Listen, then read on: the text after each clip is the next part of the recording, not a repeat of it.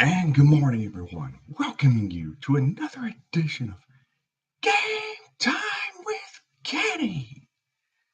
Yes, Game Time with Kenny is back in the house, and we are ready to rock and roll today. All right, in this edition, we're going to be talking about highlights from yesterday's playoff action in both the NHL and the NBA playoffs.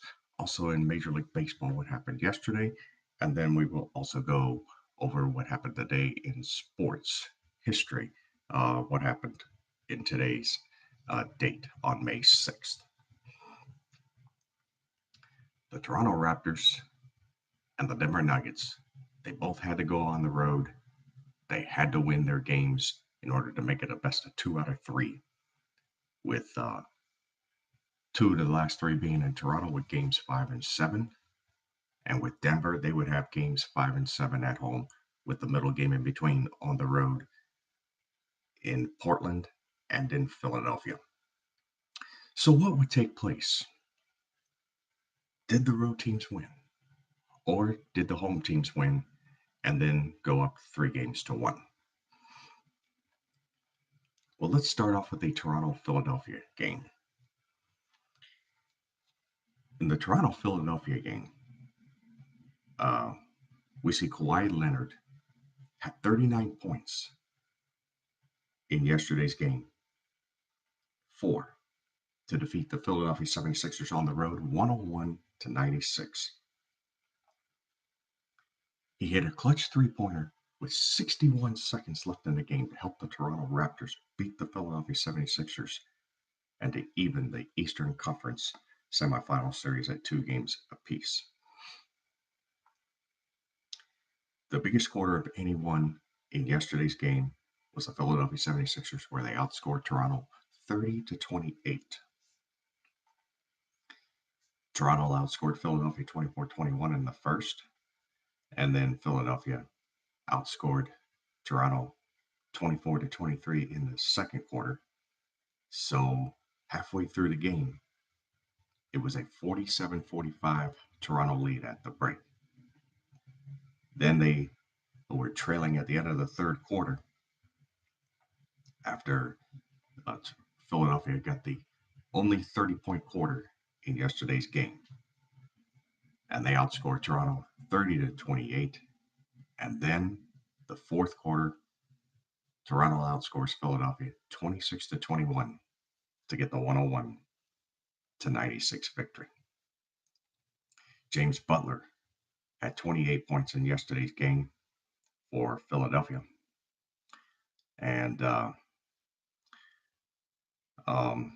when you look at the complete stats of yesterday's game, Kawhi Leonard, he led Toronto with 39. Gasol had 16, Lowry had 14, and Green had 11, and Siakam had 9. Off the bench, they got Ibaka with 12 points. Philadelphia, on the other hand, they were led by James Butler with 29. Embiid had 11. Harris had 16. Simmons had 10. And Redick had 19. And off the bench, Ennis III had 9, and Monroe had 2. So Ibaka for Philadelphia had 12 points. He single-handedly outscored the Philadelphia bench 12-11 in yesterday's game. All right, so let's go to the other game.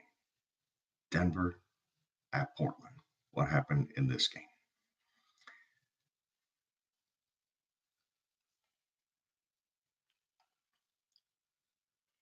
When you go to Denver and Portland, Denver beats Portland 116-112. Jokic, he had 21 points, 12 rebounds, and 11 assists for his second triple-double and fourth of the playoffs, as the Denver Nuggets even their best of 7 series, 2 games apiece.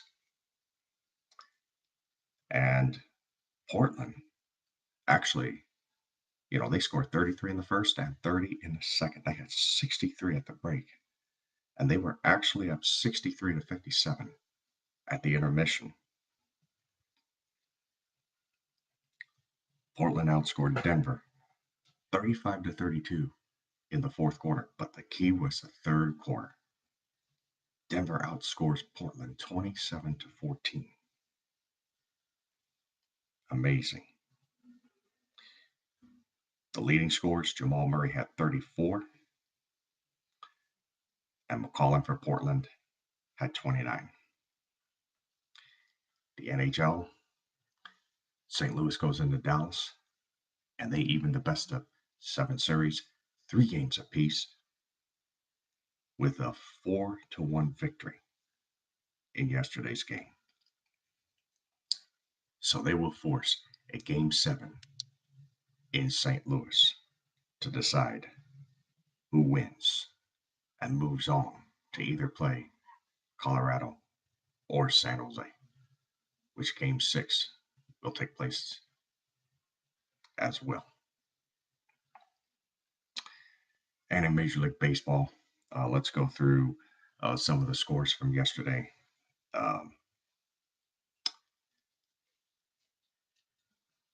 The Detroit beats Kansas City 5-2. Atlanta beats Miami 3-1. Pittsburgh beats Oakland 5-3. Those are in 10 innings, and the Oakland-Pittsburgh game is in 13. And a shortened game at Yankee Stadium in 8 innings. Yankees beat the Twins 4-1. So those are some of the scores from yesterday's game in Major League Baseball, which was extra inning games yesterday. All right, now this day in sports history, on May 6th, what happened here? In 1733, it was the first international boxing match between Bob Whitaker, who beats Tito D. Carney. In 1860, it was the San Francisco Olympic Club, the first U.S. athletic club founded. In 1895, the 21st Kentucky Derby, Sue Perkins aboard Halma wins in 2:37.5. The 22nd Kentucky Derby in 1896, Willie Sims aboard Ben Brush wins in 2:07.75. In 1903, the Chicago White Sox commit 12 errors against the Detroit Tigers. In 1907, the 33rd Kentucky Derby, Andy Minder aboard Pink Star wins in 2:12.6. In 1915, the Boston Red Sox Babe Ruth pitching debut and first home run loses to the New York Yankees 4-3 in 15 innings. In 1917, the St. Louis Browns Bob Groom no-hits the Chicago White Sox 3-0. In 1921, the American Soccer League is formed. In 1922, the 48th Preakness L. Morris aboard Pillory wins in 1:51.6. In 1929, 2 events take place here. The American League Baseball announces it will discontinue Most Valuable Player award. New York to San Francisco foot race begins. In 1933, the 59th Kentucky Derby, Don Meade aboard Broker's Tip wins in 2:06.8. In 1934, the Boston Red Sox scored 12 runs in the 4th inning, including a record 4 consecutive triples hit by Carl Reynolds, Moose Solters, Rick Farrell, and B. Walters. In 1939, the 65th Kentucky Derby, James Stout aboard Johnstown wins in 2:03.4. In 1944, the 70th Kentucky Derby, Con McCreary aboard Pensive wins in 2:04.2. In 1950, the 76th Kentucky Derby, William Boland on Middle Ground wins in 2:01.6. In 1951, Pittsburgh Pirates player Cliff Chambers no-hits the Boston Braves 3-0. In 1953, the Cleveland Browns pitcher Bobo Holloman makes his first major league start, no-hits Philadelphia Athletics 6-0. 1954, Roger Bannister of Great Britain becomes the first person to run the mile in under 4 minutes, 3:59:04, 3 hours 59 minutes and 4 seconds. In 1956, Gus Bell for the Cincinnati Reds homers off Bob Miller in both ends of a doubleheader. In 1961, the 87th Kentucky Derby, John Sellers aboard Kerry Back wins in 2:04. In 1962, Marielena Falk wins the LPGA Peach Blossom Golf Tournament. 1965, Lowry and Simpson complete opening stand of 382 against West Indies. 1966, most runs scored in 11 innings, 9. Philadelphia Phillies score 5 to beat Pittsburgh Pirates 8-7. 1967, 2 events take place here. The 93rd Kentucky Derby, Bobby Ushery on Proud Clarion wins in 2:00.6. 1967, Maureen Wilton runs female world record marathon, 3 hours 15 minutes and 22 seconds. 1968, San Francisco Giants baseball player Lindy McDaniel sets a National League record, playing his 225th consecutive game without committing an error. The streak includes 108 chances handled successfully since June 6th of 1964. In 1972, the 98th Kentucky Derby, Ron Turcotte aboard Riva Ridge wins in 2:01.8. 1973, 2 events take place here. The first WHA Championship, New England Whalers beats Winnipeg Jets 4-1. Judy Rankin wins the LPGA American Defender Raleigh Golf Classic. 1974, 2 events take place here. The Oakland Athletics pitcher Paul Lindblad makes an errant throw in first inning of 6-3 loss to the Baltimore Orioles, ends his record streak of 385 consecutive errorless games. Smallest attendance at Philadelphia's Veterans Stadium, 4,149, was also in 1974. 1978, the 104th Kentucky Derby, Steve Cawthon aboard Affirmed wins in 2:01.2. In 1979, 2 events take place here. Fred Markham sets a bicycle speed record of 81.8 kilometers per hour over 200 meters. Also, Nancy Lopez wins the LPGA Women's International Golf Tournament. In 1981, the Seattle Mariners manager Maury Wills is fired and replaced by Renee Laxman. In 1982, Seattle Mariners Gaylord Perry becomes the 15th pitcher to win 300 games. 1984, Baltimore Orioles player Carl Ripken Jr. hits for the cycle. 1986, Berlin, Real Madrid wins the 15th UEFA Cup. 1987, Mario Andretti sets the 1-lap speed record at Indianapolis 500 at 218.204 miles per hour. 1988, 2 events here. New Jersey Devils coach Jim Schoenfeld tells referee Don Koharski to eat another donut, you fat pig. He is suspended. Graeme Hick scores 405 for Worcestershire versus Somerset, 35 fours, 11 sixes. 1989, the 115th Kentucky Derby, Pat Valenzuela on Sunday Silence wins in 2:05. 1990, Ayako Okamoto wins the LPGA Sara Lee Golf Classic. 1991, Seppo Räty of Finland sets javelin record to 301 feet 9 inches. 1992, the New York Mets' Anthony Young begins long streak of at least 26 games. 1992, Werder Bremen wins the 32nd Europe Cup the second. 1994, Lennox Lewis TKOs Phil Jackson in 8 rounds for heavyweight boxing title. 1995, the 121st Kentucky Derby, Gary Stevens on Thunder Gulch wins in 2:01.2. Also 1995, ABC Bud Light Masters Bowling Tournament won by Mike Albee. In 1995, Classic Sports Network begins on cable TV. 1997, NHL Hartford Whalers becomes Carolina Hurricanes. 1997, Rick Pitino becomes the head coach of the Boston Celtics. In 2007, AC Paranave wins its first ever Piranha State Championship. 2007, Manchester United wins the English Premier Soccer League.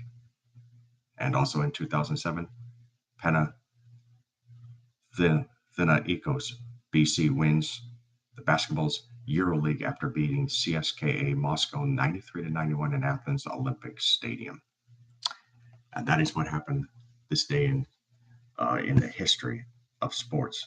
Now, speaking of the Kentucky Derby, there was a disqualification, as you know, that took place in the 145th running of the Kentucky Derby, which took place on Saturday, May the 4th.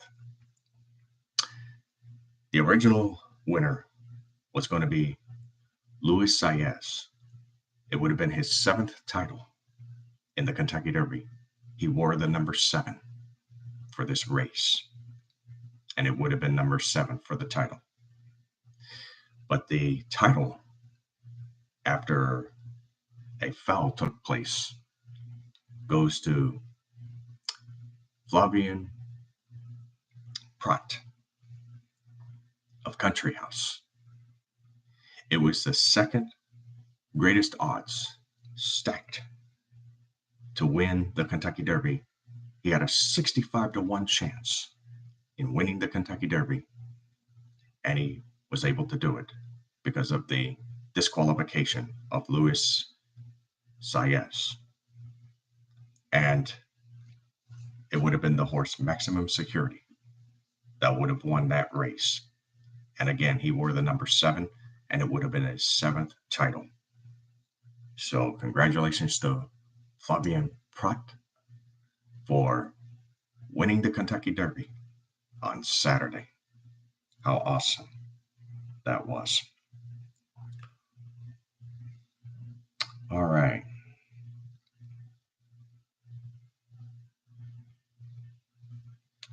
Okay, let's do in closing a couple of NHL games that will take place in the playoffs tonight. A couple of game 6s. Boston is in Columbus, and San Jose is in Colorado.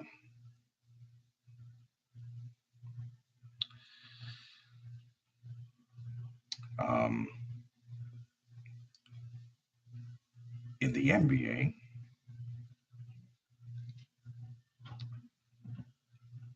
let's go through what's going to take place tonight.